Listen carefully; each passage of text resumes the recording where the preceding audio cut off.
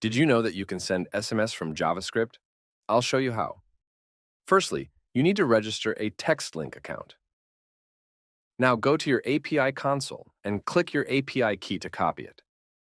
Next, you will need to install TextLink SMS Node.js library. Create a new JS file and import the installed library. Now you need to provide your API key. Copy it here. Let's call the send SMS function now. I will send SMS to a testing US phone number. Let's refresh the message list. Great. The message is here, and it is working like a charm. If you want to use TextLink's SMS infrastructure, you have $0.5 in free credits. And if you want to do your own setup, which takes around 10 minutes, you have 500 free messages every month with competitive pricing for larger needs. Register now on www.textlinksms.com.